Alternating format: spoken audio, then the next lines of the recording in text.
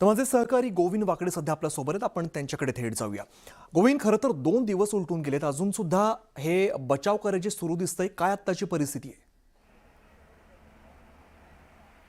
अमित, अत्यंत दुर्दैव आणि धक्कादायक ही घटना होती.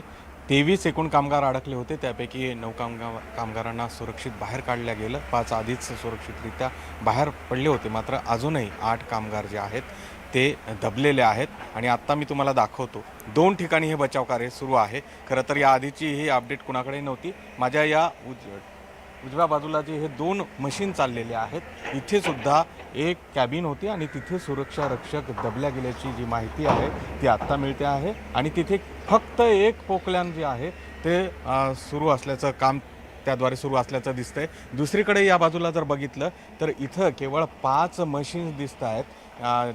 असा दावा करण्यात आला प्रशासनाकडनं की 12 मशीन्सद्वारे हा सगळा कचरा हटवला जातो. आपल्याला माहिती आहे, राज्याचं डिझास्टर मॅनेजमेंट आपत्कालीन व्यवस्थापन विभाग एवढा मोठा आहे, एवढी मोठी घटना आहे. 8 जण दबलेले आहेत आणि त्यांना काढण्यासाठी जो लाखो टन कचरा आहे तो काढण्यासाठी केवळ 5 मशीन जे आहेत ते कार्यरत आहेत. याआधी लष्कराची एक तुकडी इथे दाखल झाली होती, मात्र ती लष्कराची तुकडी देखील आता इथे कार्यरत नाही आहे. त्यामुळे नक्की संवेदनशीलपणे या सगळ्या घटनेकडे गांभीर्यानं बघितलं जातं आहे का? जसं तुम्ही म्हणालात की इथले जे नातेवाईक आहेत त्यांचंही म्हणणं आहे की जे मोठे लोकप्रतिनिधी आहेत, खासदार असतील, आमदार असतील, ते जर सातत्याने इकडे आले असते तर या सगळ्या बचाव कार्याला गती मिळाली असती. पुण्यामध्ये 2 केंद्रीय मंत्री आहेत, त्यांनी तर या घटनेची माहिती घेतली किंवा नाही हे देखील अद्याप माहिती नाही आहे. पण पिंपरी चिंचवडचे जे लोकप्रतिनिधी आहेत ते या घटनेच्या सगळ्या घटनास्थळाला भेट देण्यासाठी म्हणून आले. आत्ता जे खासदार अमोल कोल्हे बोलत होते त्यांनी आत्ता ती सगळी माहिती घेतली. खरं तर या सगळ्यांनी दबाव आणला असता आणि हे बचाव कार्य याला जर गती देण्यासाठी प्रयत्न केला असता तर इथल्या जे नातेवाईक आहेत, ज्या दबलेल्या 8 कामगार आहेत, त्यांच्या नातेवाईकांना थोडा धीर किंवा दिलासा मिळाला असता. मात्र आमच्याकडे कोणीही लक्ष देत नाही आहे, हलगर्जीपणा सुरू आहे. रात्री तर हे संपूर्ण कामच बचाव कार्य बंद होतं, अशा पद्धतीचं स्पष्ट त्यांनी आरोप केलेले आहेत. आणि त्यामुळे कुठेतरी या सगळ्याच घटनेकडे गांभीर्यानं बघितलं जात नाही आहे का, हा प्रश्न उपस्थित राहिला होतो आहे. 48 तासापासून हे बचाव कार्य सुरू आहे.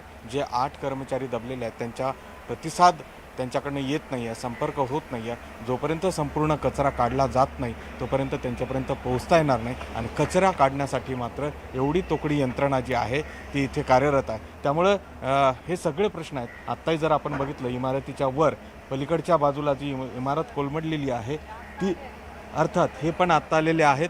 कुणी मंत्री किंवा या संबंधित ही जरी लोक आली आहेत का, किंवा इथे जे सगळे नातेवाईक, तुमचं कोण अडकलेलं आहे? माझा मेहुणा इथं नागेश गायकवाड म्हणून. नागेश गायकवाड ही सगळी आत्ता आलेत. आधी नव्हते. सकाळपासून फोर्स केलंय, सगळ्या मीडियाला, पुढारी अमुक तमुक सगळ्यांना दिलंय, तेव्हा हे आता आलेत. पुढारी अजून आले असते कालपासून फक्त 2 JCB होते रात्रभर. कालपासून आम्ही सकाळपासून इकडे सगळं 1 ते 2 मशीन, 1-2 तासांनी जर बंद झाली तर 1 मशीन बंद राहते. 2:45 वाजता एक कुठली तरी एक लेडीज आहे, तिने जागृत झाली, तिने हंगामा केला, त्यावेळेस त्यांनी काम चालू केलं. मग पुढारी, खासदार, आमदार काय नाही, येतात मस्त मीडियासमोर मस्त गोड गोड बोलतात आणि निघून जातात. नातेवाईक कोण आहे, अफेक्टेड कोण आहे, काय घेणं देणं नाही. किती मशीन लागणं आवश्यक होतं असं वाटतं? आम्ही काही टेक्निकल पर्सन नाही आहे किती मशीन लागणार होते, पण तुम्हाला सांगतो सकाळपासून त्यांनी आज एवढं कमी केलंय, एवढा ढिगारा कमी केला सगळ्या कचऱ्याचा. हे काल 2 दिवसातही करू शकतो. काय सांगायचं, मुख्यमंत्री आणि सगळेच मंत्री ऐकतायत तुमचं, तुम्हाला त्यांना काय सगळ्यांना ऐकू द्या. एकच होतं की बस काय जे बचाव कार्य करायचं होतं ते काल त्यांनी इनिशियल स्टेजमध्ये Day 1ला जे झालं होतं 11 वाजेपर्यंत, त्या एवढ्या मोमेंटममध्ये त्यांनी केलं फास्टमध्ये. त्याच्यानंतर पुन्हा काही हालचाल झाली नाही सर. पूर्ण हात्यार टाकून दिल्यासारखं एकदम NDRF, तुमचे अग्निशमन दल, आयुक्त सगळेजण येतात, फक्त मीडियावरती बोलतात. फिजिकल वर्क 0 आहे. 2 JCB वरती, 1 JCB खाली चालतो, 1 JCB वर चालतो. दर 2 तासांनी ती मशीन गरम होते, ते बंद आराम करतात. त्याला पर्यायी ड्रायव्हर किंवा माणसं सुद्धा चेंज होत नाहीत सर. आम्ही बघतोय ते लोक बिचारी तिथंच जेवण करतात, ते तिथंच काम करतात. तुमचा जो मेहुणा अडकलेला आहे त्यांचं इथं काय काम होतं, काय काम करायचे आणि कशी घटना कळली? 2 दिवसापासून तुम्ही झोपला नाही सर? त्याचं वय वर्ष अगदी 26-27 वय वर्ष. मुली आहेत त्याला 2 छोट्या, एक 5 वर्षाची, एक 1.5 वर्षांची आहे. सरकारी नोकरीच्या अपेक्षेने आला तो. कॉन्ट्रॅक्टमध्ये सुपरवायझर म्हणून काम करत होता. साधारणतः 1-1.5 वर्ष झालं असेल त्याला इथे. पण अनएक्सपेक्टेडली नाही सांगू शकत, पण प्रशासनाचं एकदम काय म्हणतो ना ते काहीच लक्ष नाही, काही लक्ष नाही. सकाळपासून ज्यावेळी पूर्ण मीडिया सगळे जमा केले आम्ही, त्या NDRFच्या ऑफिसरला कुठले तरी ते व्हाईट टोपीवाले होते त्यांना बोललो, आयुक्तांना बोललो, सगळ्यांना बोललो. त्यावेळेस काहीतरी 1-2 JCB आता सकाळपासून पाठवले. मीडियाचा रेटा वाढू लागला की मग मात्र कामाला गती आहे असं दाखवलं जातंय. तुम्ही 2 दिवसांपासून बघताय इथे कोण येत आहेत, काय त्यांच्या येण्याने फरक पडतो? सध्या तरी म्हणजे मी झालं तेव्हापासून 3 वाजल्यापासून इथंच आहे. म्हणजे फक्त पूर्ण सगळं हे काढण्याचं काम स्टार्टिंगला जे काम होतं फक्त 2च मशिनी होत्या. आज 3 मशिनी लावल्यात. स्टार्टिंगलाच त्यांनी जास्ती फॉलोअप घेतला असता, म्हणजे पूर्ण ताकदीने जर काम दाखवलं असतं तर आज लवकर आमची माणसं तुमचं इथं कोण अडकलेलं आहे त्यांच्या संदर्भात काही माहिती देता येत का? जे खासदार, आमदार, स्थानिक लोकप्रतिनिधी आहेत त्यांनी किमान इथे येऊन धीर देणं अपेक्षित होतं का?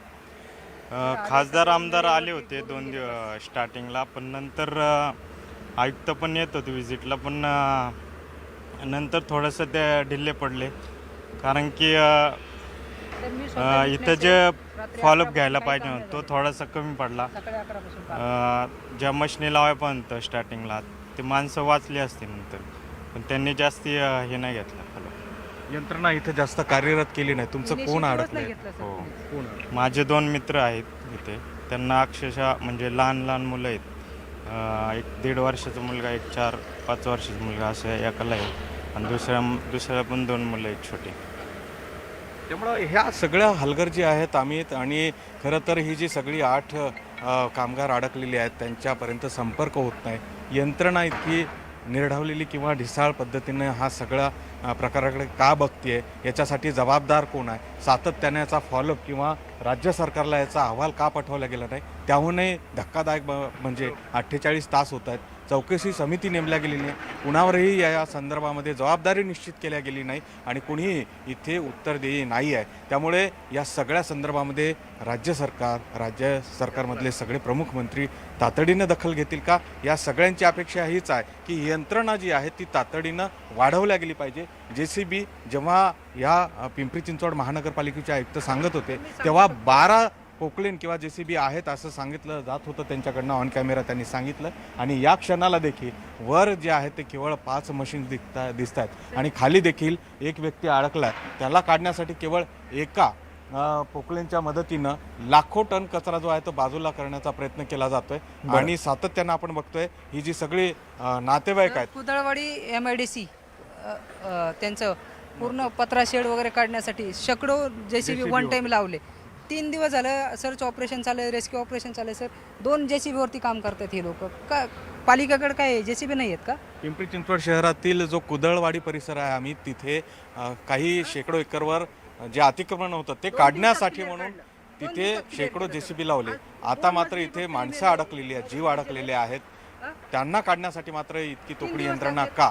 एवढा संताप जो आहे तो या सगळ्या नातेवाईकांकडनं केला जातोय. 3 दिवसापासून ही सगळी मंडळी इथे थांबून आहेत.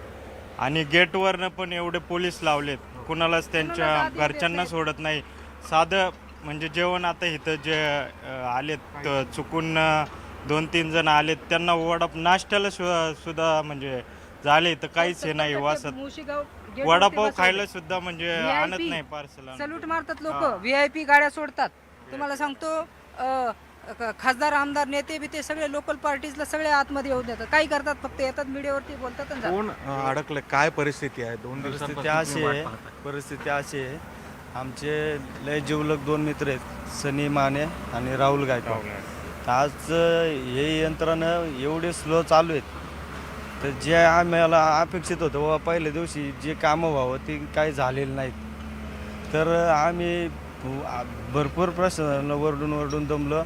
इथं क्रेन वगैरे लावा, तुम्ही दुसरीकडे जिथं प्रॉपरली काम झालं पाहिजे तिथं होत नाही. तर जे म्हणजे पहिल्या दिवसापासून जे काम व्हायला पाहिजे नव्हतं ते नाही झालं नाही. आता ते कामं होत नाही आहेत आणि अमित हा सगळा आक्रोश आहे. खरं तर या सगळ्या संतापाची जे नातेवाईक आहेत त्यांच्या या सगळ्या मागण्यांची दखल वरिष्ठ पातळीवरून घेणं अपेक्षित आहे. राज्याचे मुख्यमंत्री आज पुण्यामध्ये अनेक ठिकाणी आहेत, ते इथे भेट देतील का किंवा ते सूचना देतील का? पालकमंत्री ज्या आहेत सुनेत्रा पवार पुण्याच्या, त्या उपमुख्यमंत्री आहेत, त्यांनी आपल्या मोबाईलवरनं फोन करून अधिकाऱ्यांना सूचना दिल्या, पण त्या जर इथे आल्या असत्या तर अधिक वेगाने हे सगळं काम झालं असतं असं या सगळ्यांना वाटतंय. मात्र दुर्दैवानं लोकप्रतिनिधी जे आले ते पुन्हा इकडे फिरकले नाहीत आणि आत्ता जो ढिसाळ कारभार किंवा जी मंदगती आहे कामाची, त्यामुळे या सगळ्या नातेवाईकांची चिंता जी आहे ती दिवसेंदिवस वाढते. कारण की 48 तास झाले त्या आपल्या माणसाला बघण्यासाठी ही सगळी जी मंडळी आहेत वाट बघतायत. 72 तास झाले आणि त्यामुळे आपण बघतोय की या सगळ्याकडे राज्य सरकार आता गांभीर्याने बघेल का याची सगळ्यांना अपेक्षा आहे. धन्यवाद. वेळोवेळी तुमच्याकडून अपडेट्स घेत राहू. धन्यवाद तुर्तास.